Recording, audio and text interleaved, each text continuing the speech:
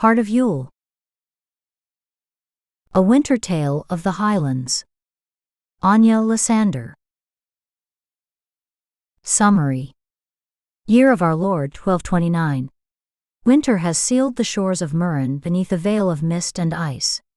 In Dunvalen, under the sign of Yule, when the sun seems to die only to be reborn, a wedding is held to seal the peace between the feudal south and the Highlands. Éliane de Valenne, daughter of a merchant of Norman descent, is betrothed to Rowan MacAvain, heir to a Highland clan that values freedom above duty. Between them lies more than a contract. It is the clash of two worlds, silk and stone, song and steel, winter and its inner fire.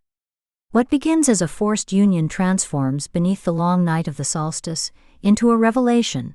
Love may be born in stillness, not as an impetuous flame, but as a glow that endures when all else has faded.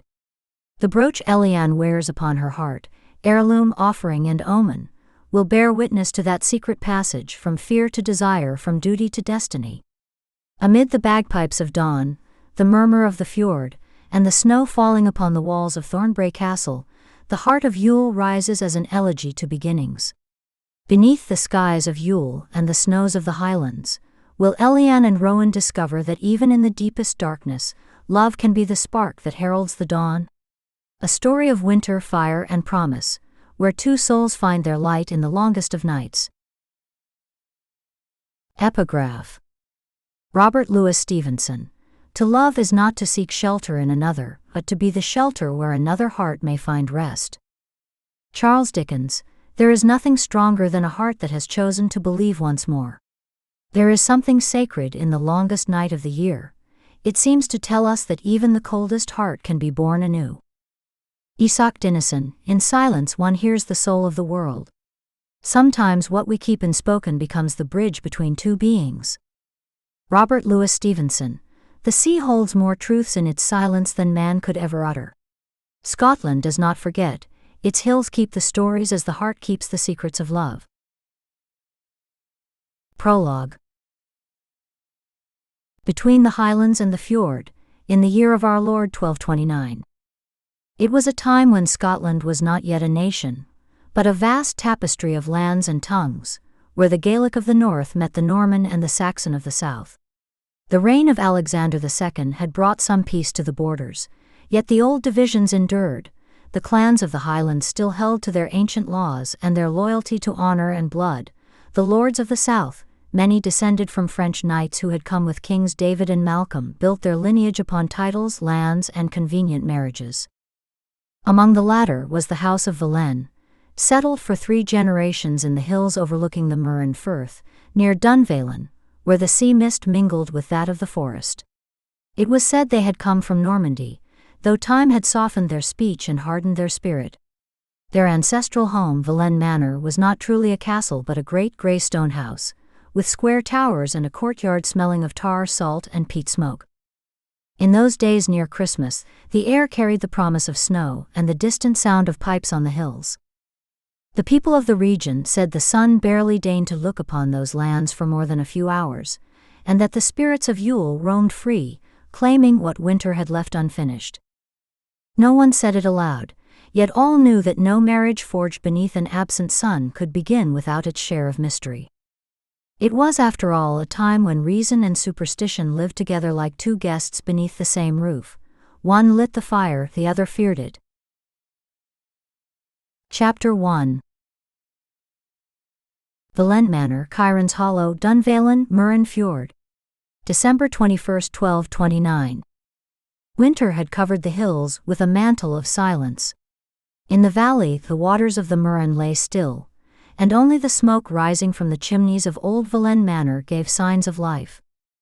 In a chamber where the tapestries softened the chill of stone, Éliane de Valenne wrestled between obedience and despair. She was the eldest daughter of a wealthy cloth merchant, and her fate had been decided without her consent. In 3 days she would be the wife of a man she had never seen, a Highlander named Rowan MacAvain.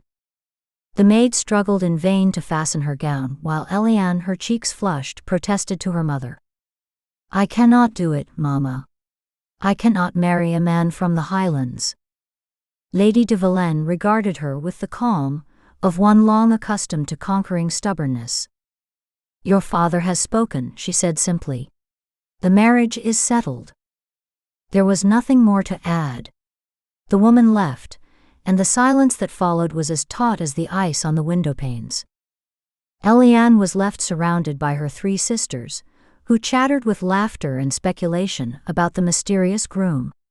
The youngest hoped he would be handsome, another wished at least for good manners, the eldest dreamed of Frenchmen and silk.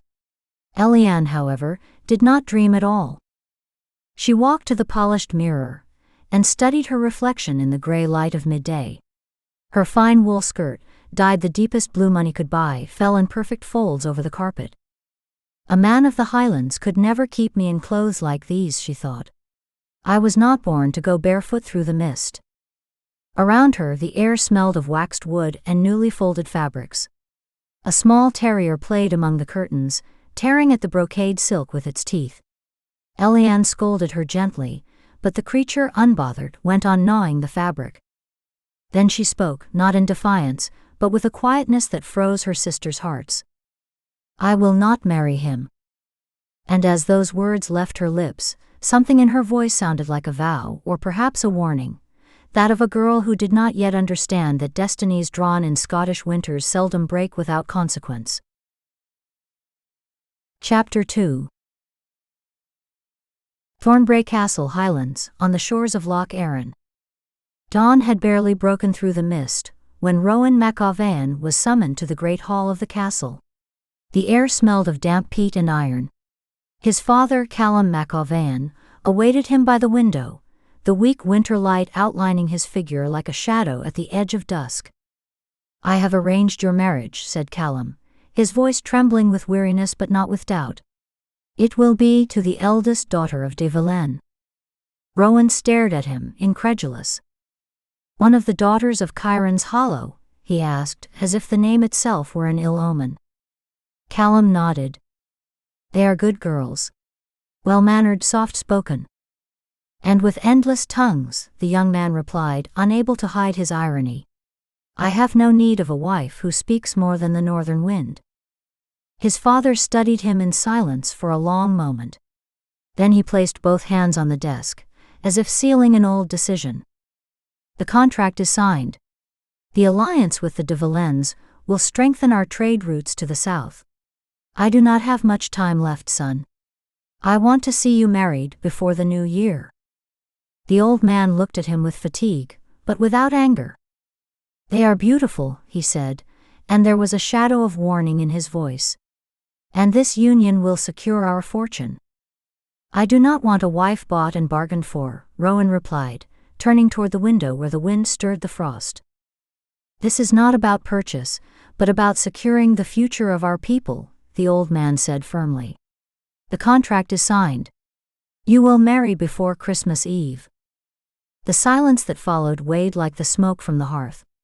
Rowan lowered his head. His father, breathing with effort, spoke again, his voice barely a thread. "I do not have much time left, son. I want to see you wed before the earth claims me." That frail tone sealed the young man's fate more surely than any contract.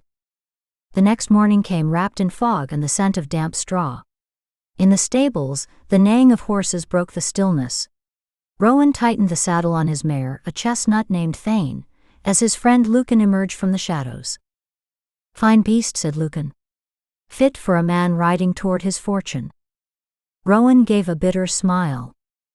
"More likely toward my funeral." Soon after came Éliane, the third of his old companions in arms. "Funeral? What sin have you committed this time?" he joked, unaware of the truth.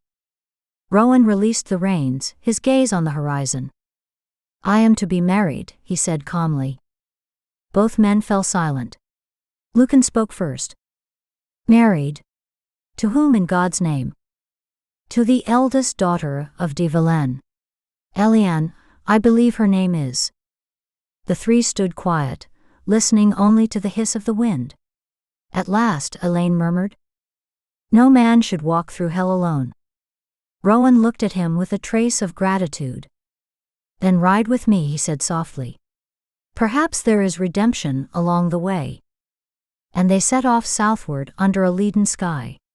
Behind them, Thornbrae Castle dissolved into the mist, and the echo of their hooves seemed to mark the rhythm of a fate already sealed. That winter, the marriage of Lady Éliane de Valenne, eldest daughter of the house, to Sir Rowan mac Auvain, a Highland warrior, had been arranged to secure peace between two worlds. It was a pact older than love, woven in the silence of chambers where men sealed their destinies with wine, oaths and ink. For the Valennes, the union meant safety and alliances along the northern routes, where the MacAvans guarded the passes between lakes and valleys. For Rowan it meant duty rather than reward, being bound to a family of strange customs, to a household that spoke French at table, and to a young woman who had never ventured beyond the Miren. Chapter 3. Valenne Manor, December 22nd. The day had woken grey and bitterly cold, with a wind that seemed to come from the mountains themselves. The courtyard of Valenne, usually alive with servants, stable boys and laughter, fell silent as 5 riders passed beneath the archway. From the upper window 4 young women watched, their breath caught. Éliane, the eldest, gripped the windowsill while her sisters fought for the best view. "Which one do you think it is?" whispered Zan, her eyes bright with curiosity. Below them, the men dismounted. Their clothes, damp and worn from travel, spoke of the harshness of the north. They carried swords at their belts, shields on their backs, and their hair hung loose, tousled by the wind. To the girl's eyes, they looked like barbarians torn from a nightmare. "They all look like beggars," thought Éliane, a shiver running down her spine. "Why does my father punish me so?" Aveline, always quick to judge, murmured, "I cannot believe you must marry one of them." Zan, the most romantic, tried to soften the blow. "Perhaps it is only his traveling clothes. Once he bathes and dresses properly." She stopped, as though even she could not sustain the hope. The air grew heavy when the girl's father appeared in the courtyard to greet the newcomers. The sisters held their breath, as Lord de Valenne clasped the hand of the young man who led the group. Éliane stared at him. Tall, broad-shouldered, with a shadowed beard and steady eyes. There was none of the courtly grace of her world in him, nor the polished manners of the merchants who frequented their home, but something older, almost untamed. She felt the blood drain from her face. "I cannot do this," she whispered. She turned from the window, unsteady on her feet. "Where are you going?" asked Aveline. "My head aches," Éliane replied, pressing her hand to her forehead. "Or perhaps it is something worse." Zan rushed to her side, moved by her sister's pallor. "You must rest. You will be well by supper. You will meet him then." Éliane closed her eyes. The name of that man, her future husband, was still a mystery to her. She had not even heard it spoken. The murmur of her sisters faded from the room like snow melting by the fire. Éliane thought, with a fear she scarcely dared to name. "It is not the marriage I fear. It is the end of everything I have ever known." Chapter 4. Fire and Snow. The wind from the estuary blew fiercely as Rowan mac Auvain guided his horse, Thane, toward the fortified gate of Valenne Manor. The house rose upon a great rock overlooking the meeting of the Miren and the Chiron's Hollow, its stone walls as old as the hills, and its western tower standing like a sentinel before the sea. The place commanded respect. The walls, thick and austere, enclosed a wide courtyard where the echo of hooves rang hollow. In the distance, the scaffolding of a new church cut against the leaden sky, and beyond it the cemetery, a handful of crooked crosses beneath the frost, reminded one of the frailty of all things human. Rowan felt the unseen gaze of those watching from the upper windows. There, the bare stone gave way to a lattice of wood and glass, an uncommon luxury in such harsh lands. One of the windows stood open, releasing a faint laugh and a flicker of color, a scarf or ribbon, a trace of feminine curiosity. Beside him, Lucan murmured, "A bit ostentatious, don't you think?" Éliane let out a brief laugh. All those windows wouldn't last an hour in the mountains. Rowan silenced them with a gesture. "The walls are enough," he said quietly. Do not underestimate those who live behind them. The laughter above ceased, and at that very moment the main door opened. A tall man with black hair streaked with gray came forward to greet them. His bearing was that of one accustomed to command, though a barely contained satisfaction gleamed in his eyes. "I am Gareth de Valen," he announced, extending his hand. "Welcome to Valen Manor." Rowan dismounted. "Rowan MacAvayan. My men, Éliane, Lucan, Tavish and Audhan." De Valen nodded courteously. "Please come in. We have much to discuss, and I wish to introduce you to my family." The thought did not please Rowan. He had delayed the journey as long as he could, hoping to postpone the moment of meeting the bride he had not chosen. "Perhaps," he said cautiously, "we might rest a while first. The long road from the Highlands leaves its mark." "Of course," his host replied with a broad smile. "Rooms await you. My wife will send someone to escort you to the hall when you are ready." De Valen clapped him on the shoulder, with an enthusiasm Rowan did not share. As the lord of the house turned away, the Highlander watched him in silence, reading in that smile the relief of a father about to resolve a domestic problem with a contract of honor. "So that is what I am," thought Rowan. "The answer to his convenience." The wind rose from the sea, carrying with it the scent of peat and winter. Rowan lifted his gaze to the upper windows, where a curtain stirred faintly. For an instant he thought he saw a woman's shadow, and something within his chest, long dormant, stirred with a foreboding he could not name. Chapter 5. An Elegy for the Solstice. The hall of Valen Manor glowed under the light of candles. Servants moved with the silent urgency of those eager to please their mistress. They hung garlands of holly over the windows, stirred the fire in the great hearth, and filled the air with the scent of beeswax, spiced wine, and warmth.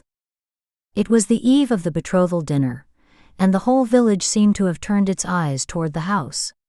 As Rowan crossed the hall, he felt the gazes, some curious, others sympathetic, of those present. He could not decide which unsettled him more. Lucan leaned toward him and murmured, "Stop frowning, you'll frighten the girl." Éliane added with irony, "Or perhaps he's practicing the look he'll wear for the rest of his life." Rowan set his cup down harder than he intended.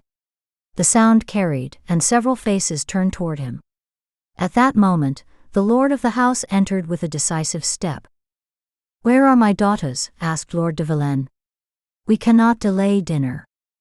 Lady de Valen, splendid in golden brocade with her forehead veiled in silk, smiled with effort. "They will be here soon, my lord. I have already sent for them." A maid hurried up the stairs. Meanwhile, a dark-haired boy, barely in his teens, crossed the room, greeted his mother affectionately, and looked at Rowan with a mix of boldness and curiosity. "Are you the one who's going to marry Éliane?" he asked. "So it seems," the Highlander replied, forcing a smile. "I hope you can make her stop talking," said the boy with such frankness that a few nearby laughed. It was not long before two young women appeared, one in green, the other in deep red. Both beautiful, both full of a confidence Rowan found unfamiliar. But neither was Éliane. "She says she has a headache," announced the youngest. Lord de Valen exhaled sharply. "Damnation. I'll deal with that girl myself." "No, Gareth," his wife intervened, touching his arm gently. "Let me go." And so, with the young women around her, Lady de Valen left the hall, leaving the guests in uneasy calm. When they finally returned, the air in the dining room grew heavy, expectant. The iron lamps cast shadows over tapestry-covered walls, and the long table gleamed with silver and glass, set with almost excessive abundance. Lord de Valen smiled, triumphant. "Come, let us present Éliane to her betrothed." The girls entered in a line, a small terrier at their heels. The first, dressed in green, stepped aside, the second in red curtsied. The third, taller, moved forward with serene poise, her black hair neatly arranged, her gown of pink and green shimmering in the candlelight. Rowan watched, uncertain. Was this his bride? But a stern voice cut through his thought. Éliane, step forward, ordered Lord Dunvalen. From the far end of the group, a hesitant figure came forward, the true Éliane. Her face, pale as wax, was framed by loose black hair that fell to her waist. Her blue gown, covered by an ivory surcoat, bore stains that no effort had managed to conceal. Yet when she lifted her gaze, her green eyes met Rowan's, and something quiet, unexpected passed between them. The silence was brief. Éliane took a step forward, and the little Syniag, excited by the movement, darted between her skirts. She stumbled, and in trying to steady herself, leaned on a chair that slid a few inches across the floor. Rowan had already stepped forward. He caught her by the arm before she could fall. For an instant, the murmur of the room stopped. Their eyes met, so close that Éliane felt the heat rush to her cheeks. She stepped back quickly, smoothing her wrinkled skirt, and said in a restrained voice, "Put your eyes back where they belong, sir. There's already enough disorder on the floor." Rowan released her slowly, a faint smile trembling on his lips, though he said nothing. The air filled with the scent of lamb, ginger, and wine still steaming on the table. The servants, regaining their composure, hurried to restore the silverware and goblets to their places. The clink of metal and porcelain mingled with the crackle of the fire, while everyone pretended nothing had happened. Éliane returned to her place, eyes lowered. Rowan watched her a moment longer and thought, with no small surprise, that this young woman, nervous and awkward in appearance, possessed the steadiness of one who would yield neither to shame nor to the judgment of others. Chapter 6. A Love Beneath the Yule Star. The initial commotion faded slowly, leaving behind an air of restraint. Voices softened. The servants restored the table with the discreet efficiency of those who know how to repair the appearance of order, and little by little everyone returned to their seats. Lady Dunvalen, upright and composed despite the tremor in her hands, made sure every dish and goblet returned to its place. Rowan, silent, took the cup a servant placed before him and drank without thinking. He longed for whiskey, not wine. Then the dining room door opened with sudden solemnity. In the doorway stood a broad man with weathered skin and a stern expression, dressed in a spotless white apron. He neither shouted nor raised his knife. His presence alone commanded silence. He was the household chef, Monsieur Valet, the pride of the Dunvalen family, trained in Paris and brought to Scotland as proof of the family's refinement. His gaze swept the table, then rested on Lord Dunvalen, who lowered his eyes with a gesture of resigned authority. The cook inclined his head slightly, a restrained greeting, and vanished through the door with the same quietness with which he had arrived. Only then did Lady Dunvalen murmur, without daring to look at her husband, "Everything will be all right, don't you think?" Lord Dunvalen did not reply. With a brusque motion, he took his seat and served himself a slice of venison. Near Rowan, young Finlay appeared carrying a basket covered with a linen cloth. He set it before him, with a conspiratorial air. "Best eat these before Monsieur Valet decides they're unfit to be seen," he whispered. Beneath the cloth gleamed small pastries dusted with sugar and honey. Rowan took one, grateful, and the warm taste of apple and cinnamon brought him an unexpected calm. Order was finally restored. The fire crackled softly in the hearth, and the clinking of silverware replaced the earlier unease. In that somewhat forced serenity, Lord Dunvalen spoke in a deep voice. "Sir Rowan, my daughter, your betrothed, Lady Éliane." She was already there, seated beside him. She had exchanged her stained surcoat for a simple ivory gown. A stray lock fell across her forehead, and the blush had not yet left her face. Rowan leaned slightly toward her. "My lady," he said, his tone respectful. She nodded. She tried a small bite of venison, then a pastry that Finlay discreetly slid onto her plate. Rowan watched her. "No appetite?" he asked, more out of courtesy than mockery. Éliane looked up. Her eyes, still clouded with shame, met his with a mix of dignity and regret. "I'm sorry," she said, barely audible. Rowan nodded. Within him, the first flicker of annoyance softened, replaced by a curious kind of compassion. There was something in this awkward, proud young woman that disarmed him. Lady Dunvalen clapped her hands lightly, drawing every gaze toward her. "As a gift for tonight," she announced, "my daughters will sing." The murmurs ceased. The servants paused in the doorways, and the firelight seemed to grow more golden, more alive. The four young women stood together before the table. Then their voices rose, pure trembling, as cold and clear as the little bells the wind stirs over snow-covered hills. And in that instant, the noise, the shame, and the confusion of the dinner seemed to vanish. Only the song remained, floating like a thread of light in the winter gloom. Chapter 7. The Birds of Chiron's Hollow. The song rose in the hall with the purity of the cold air descending from the hills. Four female voices intertwined with such precise sweetness that time itself seemed to dissolve. "Bird in the briar, we come from love, and to love we return. Blessed bird, have mercy on me, dig, love, dig my grave." The echo rose toward the beams, and even the fire seemed to listen. Lady Dunvalen discreetly wiped her eyes. Lord Dunvalen, who still wore a trace of ill temper, let his shoulders drop and drew a deep breath, as though the song had lightened his spirit. Rowan, seated in silence, felt the melody enfold him. Those voices were not perfect, but they held something rarer, truth. For an instant the mountains and the years of war vanished. There was only the sound, the candlelight, and the face of the young woman singing with her eyes half closed and the flush of emotion on her cheeks. When the last note faded, silence fell completely. Lady Dunvalen sighed. "It's so beautiful," she murmured. Almost without realizing it, Rowan stood and applauded softly. The sisters answered with a shy curtsy. Three of them smiled pleased. The fourth, Éliane, kept her gaze fixed on the fire, though when she lifted her eyes for a brief moment they met his. There was something in that glance, a fleeting spark, as if both understood, despite everything, that fate had not been entirely mistaken. Éliane broke the silence in his careless tone. "Your future wife sings well, Rowan. Perhaps she'll save you from boredom." Lucan chuckled under his breath, but Rowan did not reply.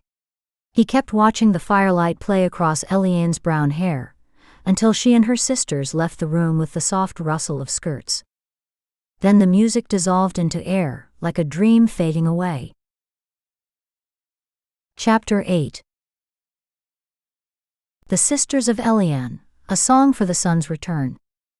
The upper corridor smelled of wax and coal. The torches cast uncertain flickers over the tapestries, and the girl's footsteps echoed on the stone. "Your betrothed is handsome," murmured Zan, her smile barely contained. Éliane did not answer. She walked with her head held high, though her heart pounded furiously beneath her corset. "He's a barbarian," she said at last. "All the gold in the world wouldn't make him a gentleman." Zan shrugged, amused. "Barbarians are sometimes more loyal than courtiers." Éliane didn't want to hear it. She pushed open the door to her room and went inside. The air smelled of lavender and wood smoke. She sank onto the bed as her sisters gathered around her like curious sparrows. "He has good shoulders," said Aveline thoughtfully. "And a deep voice," added Leora. "And he looks brave," concluded Zan. Éliane shot them an exasperated look. "He has no manners. No kind word, not even a single gift. What sort of man presents himself to his betrothed with empty hands?" None of them replied. Only the crackling of the fire filled the silence. Éliane covered her face with her hands, her voice muffled. "I'm to marry a stranger. I'll die in some fortress swept by the wind among mountains crusted with frost." Leora, the youngest, smiled innocently. "Perhaps he'll bring you wildflowers when the snow melts." Éliane looked at her with a mix of tenderness and resignation. "Perhaps," she whispered. "But flowers don't last in the Highlands." And as she said it, she couldn't tell whether she spoke of the winter or of her own heart. Chapter 9. December 23rd, between the mist and the heart. Dawn came pale over Valen Manor, and the wind from the fjord made the windows tremble with a sound that seemed not of this world. In the hills, snow fell unhurriedly, covering the brambles and the paths that led to the forest. The servants said it was a good omen for Yule. A white winter promised renewal and fortune. But also, so the old women warned, wandering souls could cross more easily between worlds when the cold sealed the earth and the sun barely rose above the horizon. Éliane watched the great hall from the doorway. Before her, through the arch leading to the private dining room, she could see her father, Lord Dunvalen, with Sir Rowan to his left and Finlay to his right. It was not yet late, though she had slept little. Her mind had turned restlessly through the night, between her sister's murmurs and muffled laughter. Every thought brought her back to the same question: why must it be she, the eldest, who served as the bridge between two worlds that scarcely understood each other? The fire burned in the hearth, and the scent of oats, honey, and dried fruit filled the air. The cook valet had regained his good humor after the small disaster of the previous night's dinner, and was now serving a breakfast worthy of guests. At the table, Lord Rowan wore a plain dark tunic, unadorned but finely cut. His bearing held the quiet confidence of a man who needed to prove nothing. He seems to have two faces, Éliane thought. The barbarian who arrived yesterday in the courtyard, and this silent, self-possessed man who eats as if he measures every gesture. Her eyes narrowed. Yes, his shoulders were as broad as Zahn had noted. But could a marriage be built on shoulders and silence? A maid approached to serve him mulled wine. Rowan lifted a hand slightly in refusal. She smiled and color rose to her cheeks. Éliane's heart tightened a little. Why does he smile at her, and not at me? There was no reason, but the sting was real. Perhaps he is a barbarian, yes, but even barbarians know whom to look at. Behind her, a small stubborn voice broke her reverie. "Don't stand in the doorway, Éliane," protested Leora, crossing her arms. "You're blocking the way, and my stomach's growling louder than a dog at the butcher's bench." Éliane turned, frowning. "You'll sleep alone tonight. You kept me awake for hours." "You were tossing like a fish out of water," her sister retorted, not slowing her step. "And you snored." "I did not." "You did." Siniag, the little dog, joined the exchange with a joyful bark. Then Lady Dunvalen appeared, her veil trailing behind her like the wings of an indignant bird. "Dieu m'en garde," she exclaimed sternly, in the French inherited from generations past. "What must Sir Rowan think of this scandal?" And with a sharp gesture, she ushered them into the hall. Éliane felt the color rise in her cheeks. In her chest a flutter of panic. Soon she would share her bed not with a restless sister but with a man. And though she did not fully understand what that entailed, mothers rarely spoke of such things, she sensed that sleep would not be easily found again. Lord Dunvalen greeted them with his brightest smile. "Ah, my daughters. Sir Rowan and I have been talking, and the more I know him, the more certain I am that you will make a fine match." Éliane lowered her head. She had protested enough, it no longer mattered. Duty was sealed, like the stone slabs beneath which their ancestors slept. The price of being an heir was to become a coin of alliance. And yet, as she looked at Rowan, so steady, so distant, a thought crossed her mind with the chill of the snow falling beyond the glass. Perhaps there were no other suitors. The silence between them broke with her father's voice. "Perhaps you might take a walk after breakfast. Morning air suits newly betrothed hearts." Éliane lowered her gaze to her knife, tracing the carved handle with her thumb. Rowan watched her with that gaze that seemed to cut through defenses. "Does the cold daunt you, my lady?" he asked calmly. She lifted her chin. "Never say a little snow kept me indoors, my lord." He smiled, and in that smile was something between respect and challenge. Outside, beyond the misted windows, the wind from the Miren carried a flock of crows toward the hills. It was the last dawn before Yule when, the elders said, gods and men could hear each other if the silence was deep enough. Éliane did not know it, but that day, amid snow and omens, her fate began to weave itself with that of a man made of stone and wind. Chapter 10. Beneath the Yule snow, the brooch and the heart. A faint flush rose to Éliane's cheeks when her father forced her to take a seat beside the Highland stranger. Rowan, who had watched her entrance from the shadow of the window, regarded her then with new attention.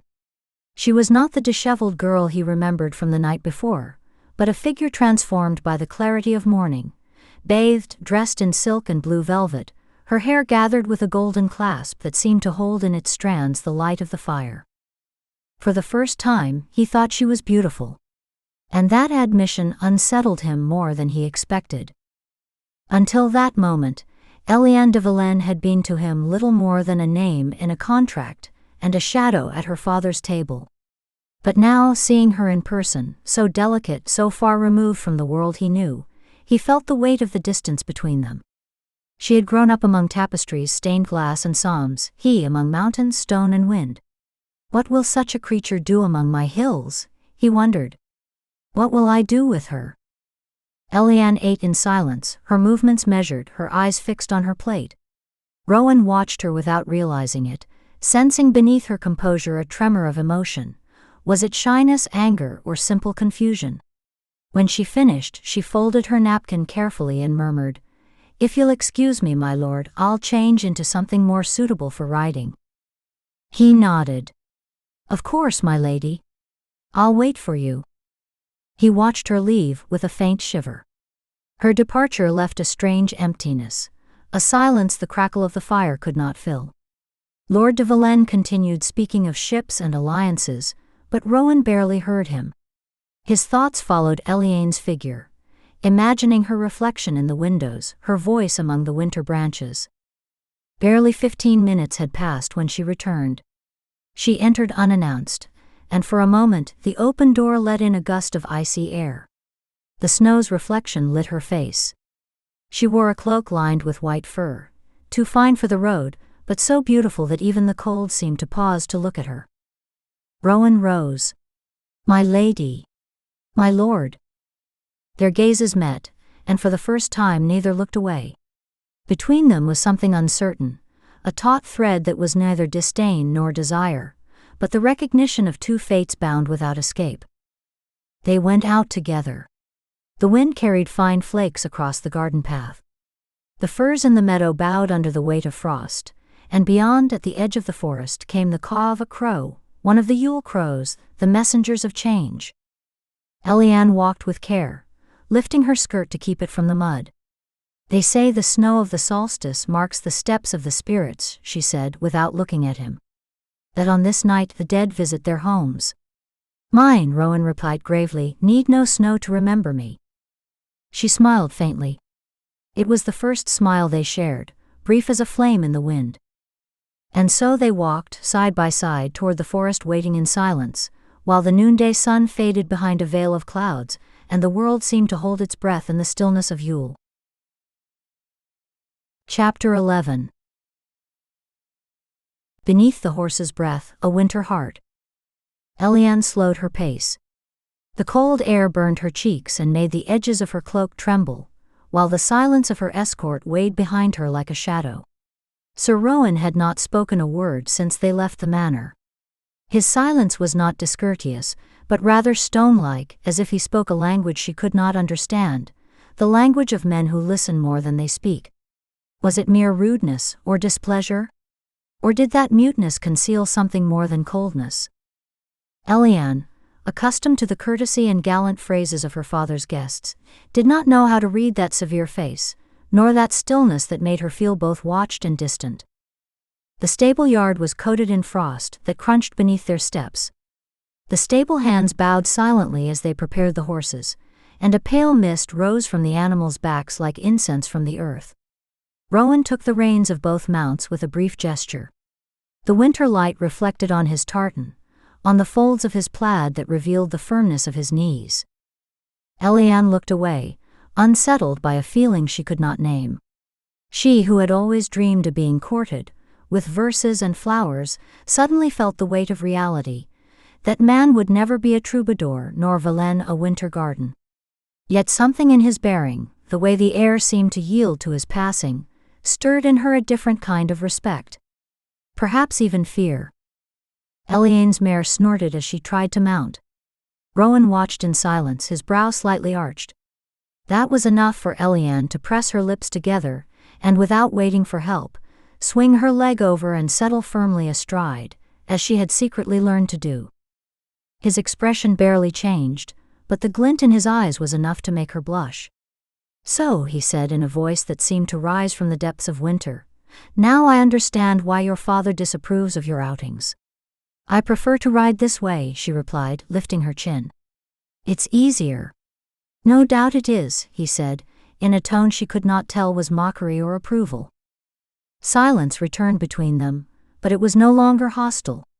The wind carried stray flakes, and the scent of leather and hay mingled with that of the nearby sea. Éliane gripped the reins, feeling beneath her hands the pulse of the animal, and beneath her chest her own. Rowan mounted beside her, and for an instant their gazes met. There were no words, only the recognition of two opposing natures placed beneath the same sky. High above the stable, a crow cried out. Its voice tore through the frozen air like an ancient omen. Éliane looked up and thought that sound must be the sign of something about to begin. Yule was drawing near, and with it, the first tremor of a change neither of them would know how to stop. Chapter 12. Dunvalen, winter of 1229. Market on the eve of the solstice. The sun, pale as an old coin, hung over the streets of Dunvalen as the small party descended toward the market. Rowan guided his horse at a slow pace, his gaze never leaving Éliane, who rode ahead on her white palfrey. The fresh snow softened the sound of hooves, and made the stalls gleam as if each held a secret fire within. For a moment, Rowan allowed himself to lower his guard. The lightness with which she held the reins, the way the wind played with the plume of her hat, stirred in him an admiration he preferred not to acknowledge. And yet, he thought bitterly, none of it would make her fit for the Highlands. At the heart of the village, banners fluttered between the smoke of bonfires. Spiced bread, mulled wine, and honeyed roasted apples were sold at every corner. The sound of a lute mingled with children's laughter and the murmur of buyers. It was the eve of Yule, and every soul seemed kindled by the promise of the sun's rebirth. Rowan dismounted and stepped forward to help her. Éliane accepted his hand with composed grace, though the flicker of irony in her eyes did not escape him. "Anwen," she said, stroking her mare's neck, "only obeys when she's rewarded with sweets." He raised a brow. "A vice she seems to share with her mistress, I see." She did not reply, but the shadow of a smile curved her lips before he could add another word. They walked among the stalls. The air was rich with the scent of cinnamon, wax, and wine. Musicians dressed as jesters jingled tiny bells sewn into the hems of their clothes. Éliane stopped to watch a street act, a man walking on his hands while a cat chased a rat across the tables. A shout, a tumble, a rain of rolls flying through the air, and soon the crowd burst into laughter and exclamations. Éliane, who until then had kept a reserved air, broke into a crystalline laugh, clear and free as a mountain stream. Rowan looked at her in surprise. The girl who had seemed so haughty now laughed like a child at the world's foolishness. To distract her from the commotion, he approached a baker who was trying to restore her display. He bought 2 steaming pastries and offered them with awkward gallantry. "A tribute to the spirit of Yule," he said, "or an attempt at redemption for all the trouble my company brings." Éliane accepted the pastry, smiling. The steam flushed her cheeks, and for a moment their nearness was enough to hush the noise of the market around them. Then something small and almost ridiculous happened. A branch of rowan, shaken by a bird, dropped a handful of snow on her head. Éliane gasped, coughed, and nearly choked on her bite. Rowan, alarmed, caught her and urged her to lean forward, until the piece of pastry flew out and she could breathe again. For an instant they were very close, their breaths mingling, his dark hair brushing her cheek, the warmth of his body breaking through the morning cold. She drew back sharply, shame coloring her neck. "You have handled me, sir." He looked at her, suppressing a smile. "I saved your life, my lady. If that's an offense, I'll accept the punishment." But there was no reply. At that moment, livelier music burst through the square. A group of villagers had formed a circle, and laughing, someone took Éliane's hand and pulled her into the dance. Rowan stood apart, watching her spin beneath the midday light, her cloak opening like a wing, the snow falling on her hair. It was a simple sight, and yet something in his chest tightened. The girl who was to be his wife, the pampered daughter of Valen, was laughing among strangers, radiant with a joy he had not seen before. The Yule drum kept the rhythm of the dance, and Rowan felt that beat, primitive and ancient as the earth itself, binding him to her in a way he did not yet understand. The sun, sinking behind the Miren hills, cast a final golden glow over the snow. Éliane turned once more, her eyes alight, and as she passed before him her gaze met his. And for the first time, Rowan thought that perhaps winter brought more than cold, a sign, a promise, or a beginning. Chapter 13. The Heart and the Solstice, a legend of the rebirth of light. The winter sunlight fell in pale angles over the streets of Chiron's Hollow, filtering between the stone eaves and frost-covered roofs. The murmur of the market faded behind them, laughter, chants, and the tinkling of flutes welcoming the time of Yule. Éliane rode in silence, chin lifted, the blush of cold still on her cheeks. Rowan watched her from his horse with a mixture of impatience and curiosity. There was beauty in the young woman, though her proud bearing and French accent kept her distant. He belonged to the land, to its roughness, she to a more polished and foreign world. When the snow began to thicken along the road, Éliane murmured, "I wish to return. I'm hungry." "We're far from Valen," he replied calmly. "But there's an inn nearby. We'll eat there." She looked at him in disbelief. An inn.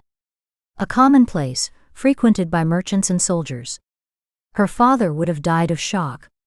But the cold persuaded her faster than decorum, and she followed Rowan without protest. The Black Raven Inn stood between two crooked houses, its darkened sign barely showing the outline of a raven. The door opened before them, releasing a wave of warmth and the scent of freshly baked bread. Inside, a few tables, the crackle of the hearth, and the low murmur of diners. Éliane hesitated. Rowan offered his arm. "I would dine with you in the king's hall, if it were open to such visits," he said wryly. "But alas, tonight we'll dine among men of flesh and bone." She pressed her lips together, but followed him to a table by the fire. The heat was strong, and as they sat, Éliane's cloak began to dry slowly, releasing a faint perfume of lavender and smoke. Rowan stayed silent for a while, surveying the room with a soldier's instinct, the door, the shadows, the faces. Éliane mimicked him without knowing why, sensing the tension beneath his apparent calm. That habit of looking beyond what was visible unsettled her. A stout woman approached them. Her voice had a metallic, halting tone, as if every word snagged between her teeth. "Welcome to the Black Raven," she said. "What will you have for supper?" Rowan ordered meat and wine. Éliane, with some effort, repeated the request. When the woman left, he remarked with a faint smile, "Her teeth are green." Éliane stared at him in horror, but when the woman returned with a tray she saw it was true. Her mouth gleamed with a strange tint of copper and enamel. The woman explained with a hint of pride that they were teeth from across the sea, a gift from a sailor. Éliane didn't know whether to admire or pity her. They ate in silence. The storm gathered outside, and the wind struck the shutters with the howl of a restless beast. Inside, the fire cast moving shadows on the walls, and Rowan's face took on a grave, almost melancholy shape. He glanced at her. "You're not made for places like this," he said at last. She looked away. "Nor you, perhaps." For a moment silence bound them more closely than words. Éliane felt something strange, a stir of respect, perhaps of curiosity. The air smelled of peat and mulled wine, the fire crackled as if sensing a fate yet unspoken. Outside, the Yule night thickened over the fjord, and the village lights shone like small stars resisting the dark. The old season of promises and omens had only just begun. Chapter 14. The Black Raven Inn, a heart in the snow. The wind from the fjord blew with an icy voice, and snow piled against the inn's walls, while inside the air was thick with smoke, ale, and roasted meat. Éliane, somewhat uneasy, held her cloak closed at the neck before stepping out. She had never known a place so noisy, or a silence so sudden. Every face had turned toward her. The innkeeper, a large woman with strong features and a Miren accent, was ordering the servants to drive away a group of women lingering nearby. "Leave the travelers in peace," she muttered sternly before vanishing into the smoke. Éliane kept her gaze low, though she could hear the muffled laughter around her. Two young men from their company, Éliane and Lucan, had drunk more than was wise, and their conversation had caught the attention of the women at the back of the room. One of them, fair-haired and bold, stepped forward and laid a hand on Rowan's arm. Éliane felt a sudden flush of shame. Rowan looked up calmly. "Find another guest, girl," he said firmly without raising his voice. The woman laughed softly, thinking it a jest, until her eyes met his. Then she stepped back, and the others followed her lead. But not everyone took it so quietly. A huge stooped man rose from a table at the back. "Don't insult our women, Highlander." Rowan stood. His shadow stretched high across the wall. "I've offered no insult," he replied. "I'm only defending my betrothed's place." Silence fell like a heavy cloak. Then came the clatter. A bench dragged a sharp blow.